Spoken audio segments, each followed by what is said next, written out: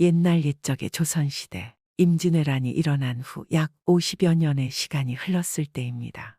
외란이 있고 50년이 지났으니 전쟁의 상처는 거의 모두 있고 사람들은 일상을 회복하고 전쟁전으로 돌아가 생활을 하고 있었습니다. 당시 오대산 산중 암자에서 글 공부를 하는 선비가 있었습니다.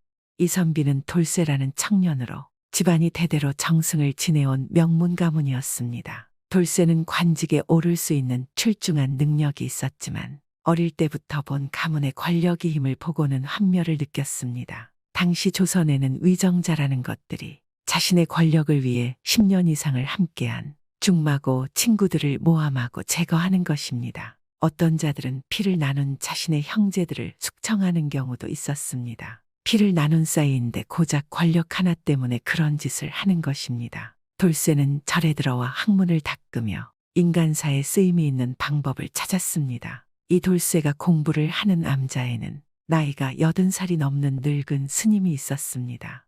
스님은 늙고 아주 깡말라서 비틀비틀하는 듯하지만 눈빛은 날카롭고 매서웠습니다. 여타 다른 스님과는 뭔가 달랐습니다. 돌쇠는 그런 스님의 눈빛에 호기심을 느꼈고 종종 가서 대화를 나누었는데 이 스님의 비범함이 보통이 아니었습니다. 스님 또한 돌쇠가 글을 읽는 소리를 듣는 것을 좋아하였으니 두 사람은 자주 함께하며 친해지게 되었습니다. 그러던 어느 날 스님과 선비가 함께 산책을 하고 절 앞에 있는 큰 돌에 걸터 앉아 있다가 문득 스님이 말했습니다. 오늘 밤은 돌아가신 스승님의 제사가 있는 날이로군요. 먼저 들어가 봐야겠습니다. 그렇습니까? 들어가시지요. 저는 잠시 맑은 공기를 마시다가 들어가겠습니다. 그리하여 스님이 먼저 들어가고 돌쇠는 잠시 큰 바윗돌에 앉아서 공기를 마시고 명상을 하다가 절로 돌아갔습니다. 그런데 이 절에 도착하니 웬 서글픈 통곡 소리가 들렸습니다. 제사를 지내는 중인가 돌쇠는 그렇게 생각을 하고 방에 들어가 몸을 뉘었는데 통곡 소리는 끊어지지 않고 새벽까지 이어졌습니다. 아침에 일어난 돌쇠가 스님의 얼굴을 보니 눈물 자국이 잔뜩 있었습니다. 돌쇠는 궁금해서 스님에게 물었습니다. 스님, 불교에서는 제사를 지낼 때 곡을 하지 않는 것으로 알고 있습니다. 그런데 스님께서는 참으로 어젯밤 슬프게 곡을 하시더군요. 그 소리가 너무나 서글펐고 새벽까지 이어지던데 무슨 곡절이 있는 것입니까? 스님은 돌쇠의 눈을 보고는 한참 말이 없다가 입으려는 것입니다. 절에서 곡절이라 아주 긴 사연이 있습니다. 재미없지만 한번 들어보시겠습니까? 그러자 돌쇠는 기다렸다는 듯이 말하는 것입니다. 들려주시지요. 궁금합니다. 연세가 지극한 스님께서 어찌 밤새 통곡하는지, 얼마나 원통한 한이 있으면 그러는지. 돌쇠의 대답에 스님은 지그시 눈을 감고 마치 과거를 떠올리듯 말을 시작했습니다. 스님의 말은 이러했습니다. 저는 사실 이 조선에서 태어나고 자란 사람이 아닙니다. 지난날 임진왜란이 있을 당시 풍신수길이 조선을 침략하기 전에 검술에 능한 20살 안 된 젊은이들을 선발했었지요. 처음 5만 명에서 3만 명을 뽑았고 그리고 3만에서 다시 1만을 뽑았으며 마지막으로 1만에서 3천 명을 추스렸습니다. 소수 정예 부대를 만들었습니다. 그 정예 부대들은 늘 앞장을 서서 조선군과 싸웠지요. 모두가 잘 갈아놓은 시퍼런 칼과 같은 군사들이었으니 참으로 기세도 강함도 뛰어났습니다. 그리하여 우리 부대는 동해안을 따라 9고을을 치고 북쪽으로 산을 넘어 함경남도 지역까지 유린한 뒤 함경북도 깊숙이 들어갔습니다. 그곳에는 사람들은 별로 없었고 그저 바닷가 인근에 약간 높은 암벽만이 우뚝 솟아 있었습니다.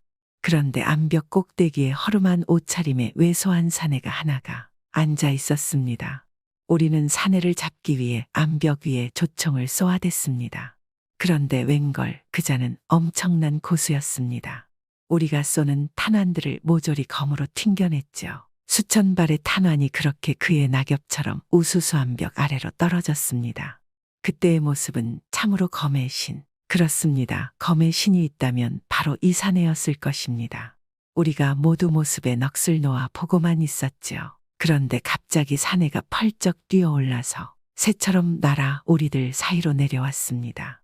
그리고는 우리들 사이를 헤집고 다니며 검을 휘둘러댔으니 우리들은 풀이 베어지듯 쓰러져 갔습니다. 그렇게 검술에 능한 자들 사이에서도 뛰어난 자들을 추린 우리 정예군 3,000명은 순식간에 한 사람의 손에 모두 당해버리고 말았습니다. 그리하여 결국 마지막에 남은 것은 저와 또 다른 군사 1명 그렇게 둘뿐이었습니다.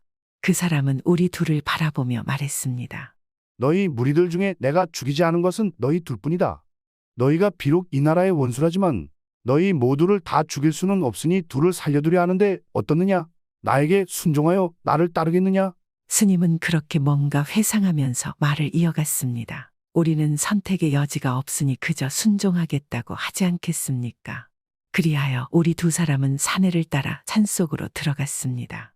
그리고 몇 년을 그의 밑에서 수련을 하고 검술을 배워서 그 사내의 검술을 모두 체득하게 되었죠. 그렇게 우리는 스승과 제자 사이가 되는 것입니다.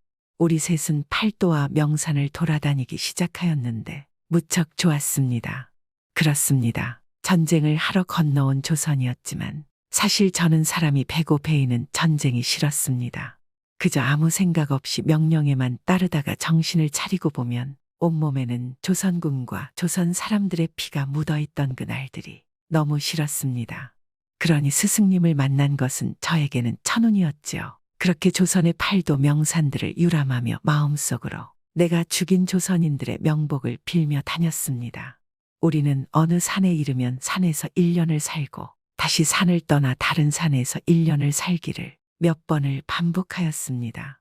가을이 되면 스승님은 늘 산 정상에서 노래를 흥얼거리며 춤을 추시다가 이윽고 커다란 바위를 베거나 부수며 알 수 없는 분노를 풀고는 한참 서 있었습니다. 그렇게 우리와 10수년을 함께 지내면서도 스승님은 우리에게 이름 한자 가르쳐주지 않으셨습니다. 그런 식으로 또 10년이 지난 뒤 어느 산에 지나고 있을 때였습니다. 우리들의 실력도 이제는 스승님 못지않게 뛰어나 감히 스승님과 합을 겨루면 능히 수백 합은 버틸 자신이 있는 터였습니다. 그러던 어느 날 연회처럼 산속을 지나가는데 허름한 집이 보이고 하녀인의 울음소리가 들리는 것입니다. 그래서 스승님과 저희는 황급하게 그곳으로 갔지요. 방에서 하녀인이 울고 있고 어머니로 보이는 안악이 누워있는 것입니다. 스승님이 연유를 묻자 처녀가 말하는 것이지요. 이곳은 산중이라 먹을 것이기 해서 제 어머니와 제가 며칠을 굶었습니다. 저는 괜찮지만 노모가 너무 힘이 없으시다. 오늘 아침에 이렇게 일어나시지 않는 것입니다. 필시 너무 굶어서 이런 것이겠지요. 이대로 돌아가시면 저는 어떻게 합니까? 그러니 스승님은 처녀의 노모의 진맥을 짚어보고는 황급하게 산속으로 들어가 산토끼 2마리를 잡아다 푹고 와서 죽을 만들어 노모에게 먹였습니다. 그러자 노모가 눈을 뜨는 것이지요. 그리고 처자에게도 토끼 1마리를 고아서 주었지요. 처녀가 너무 고마워서 연거푸 절을 하며 말하는 것이지요. 나으리 이 은혜는 어떻게 갚지요? 제가 드릴 게 아무것도 없는데. 저희가 지금 머물 때가 마땅치 않으니 한 달만 이곳에서 기거해도 괜찮겠소? 잠자리는 우리가 알아서 할 터이니 그렇게 해주시겠소? 물론이죠. 저와 제 어머니의 생명의 은인인데. 그런데 이런 누추한 곳에서 괜찮으시겠어요? 저는 스승님이 왜 이곳에 머물려고 하는지 궁금했죠. 저희가 가려던 산까지는 아직 멀었는데 말이죠. 그래서 제가 스승님에게 물었습니다. 스승님 한 번도 남의 집에 기거한 적이 없으시지 않습니까? 사람들과 함께하는 것을 별로 좋아하지 않으시지 않습니까? 그러자 스승님이 말하는 것이지요. 한 달 후면 겨울이다. 지금도 이곳에 먹을 것이 없어서 이리 생사를 오가는데 겨울이면 이모녀는 어떻겠느냐? 이리 힘없는 사람들을 못 본 채 하는 것도 무예를 하는 사람의 도리가 아니다. 겨울이 오기 전에 이곳에서 버틸 수 있게 음식과 집을 고쳐놔야겠다. 너희들은 내일부터 산짐승과 나무를 해오너라. 저희는 스승님 말대로 매일 산에 가서 보통 사내 10명이 할 수 있는 일을 했습니다. 그러자 곧 있어 집 앞에는 산짐승의 고기와 가죽들이 수북하게 쌓였습니다. 이 정도면 올겨울이 아니라 3년을 버틸 양이었습니다. 스승님은 매일 나무를 해가지고 겨울에도 견딜 수 있게 집 이곳저곳을 고쳤습니다. 모녀는 너무 고마웠는지 정성껏 음식과 빨래를 해주었습니다. 그래서 저희는 모녀와 가족 같은 관계가 되었지요. 떠나기로 한 한 달이 거의 다가오자 스승님은 우리를 불러서 겨울을 여기서 보내자는 것입니다. 아마 스승님도 모녀와 정이 들어 떠나기가 싫은 것 같았습니다. 그런데 어느 날 일이 벌어진 것이죠. 노모가 우리에게 밥을 해주려다 장작을 꺼내다 높게 쌓인 장작이 무너진 것입니다. 그런데 옆에 있던 스승님이 그걸 보고 노모에게 달려가 노모를 안고 장작에 깔렸지요. 그러자 처녀도 달려왔고, 그런데 나 외에 다른 외인이 그대로 스승님의 등 뒤에서 검을 뽑더니 스승님을 베어버렸습니다. 그리고서 노모와 처녀 또한 베어버렸습니다. 그리고는 저를 돌아보고 웃으며 말하더군요. 드디어 우리 동료들의 원수를 갚았다. 이제 우리 함께 일본으로 돌아가자. 저는 순간 너무나 분노했습니다. 그래서 즉시 검을 빼서 그 자를 베어버렸죠. 그자는 저를 알 수 없다는 눈으로 바라보더군요. 또한 그자의 눈을 보며 너무도 어이가 없었습니다. 그자와 저는 같은 외인으로서 수십 년 동안 한 스승을 모시고 동고동락했음에도 서로가 다른 마음을 가지고 있었다는 것을 전혀 몰랐던 것입니다. 그리고 살뜰히 저희에게 대접을 해준 힘없고 착한 모녀를 한 칼에 벤 것이지요. 참으로 인간의 마음이란 알 수 없는 것이더군요. 그렇게 스승님의 원수를 갖고 저는 생각했습니다. 본디 우리 세 사람은 부자 형제 사이와 같았건만 하루아침에 산길에서 모두를 잃었다. 조선에 온 외인 검객 3,000명 중에 나와 이자가 살아남았었는데 그중 나머지 한 사람을 내가 죽였으니 이젠 천하에 오직 나 하나만 남았을 뿐이다. 일본으로 가자니 말리 바다가 앞을 가로막고 있으며 그대로 조선에 살아가자니 스승님도 없으니 두렵고 익숙치 않은 일이 많을 것인데 홀로 어찌 살아가야 하는가. 그래서 저는 눈물을 쏟으며 울면서 저 세상으로 갈 생각으로 바다에 몸을 던졌습니다. 하지만 마침 바다에서 큰 물결이 일어나서 저는 거기에 떠밀려 해안으로 다시 밀려오게 되었지요. 그렇게 한번 목숨을 던지는 것이 실패로 돌아가니 다시 바다로 몸을 던지는 일은 할 수가 없었습니다. 그 길로 저는 이 산으로 들어와서 이렇게 스님이 되었습니다. 수십 년 동안 솔잎을 먹고 살며 이 산을 내려가지 않았습니다. 그러는 동안 해마다 스승님의 기일이 되면 목 놓아 곡하지 않은 날이 없었습니다. 올해 제 나이가 80이어서 언제 세상을 떠날지 알 수 없으니 내년 이날에 또 곡을 하고자 한들 그게 저의 마음대로 되겠습니까? 그래서 마지막 곡이라고 생각을 하고 서럽게 곡을 한 것일 뿐 불도의법이 어떠한 줄 제가 어찌 알겠습니까? 저는 여기서 오랜 시간 늙어왔지만 저와 같이 있는 스님들은 제가 외국에서 온 사람이란 것을 전혀 모릅니다. 오늘 선비님에게 제 모든 과거를 다 이야기하고 말았군요. 제 나이 먹고 더 이상 감추어서 무엇하겠습니까? 스님은 그렇게 지난 일을 모두 털어놓고는 평온한 표정으로 미소 지었습니다. 돌쇠 또한 더 이상 무어라 말하지 않고 그저 스님의 옆에서 묵묵히 서 있었습니다. 긴 이야기를 나눈 뒤 돌쇠와 스님은 각기 방으로 들어갔으며 이튿날 돌쇠가 노승을 찾았을 때는 어디로 사라졌는지 간 곳을 알 수 없었습니다.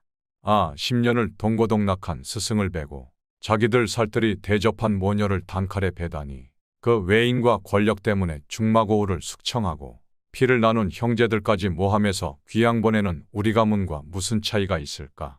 난 지금에서야 깨달은 것 같다. 두 번 다시 이런 일을 당하지 않으려면 권력 과멀어져야 한다. 그 후 돌쇠는 절에서 내려와 집안과 연락이 안 되는 곳에 가서 평생 아이들을 가르치며 욕심 없이 살았습니다. 요즘에도 이런 경우가 종종 있지 않습니까? 자신의 야욕이나 욕심 때문에 가족과 친구들을 버리는 경우 말입니다. 그 사람들은 언젠가는 깨달을 것입니다. 자신이 그렇게 원했던 것은 아무것도 아니라는 것 말입니다. 구독은 공짜입니다.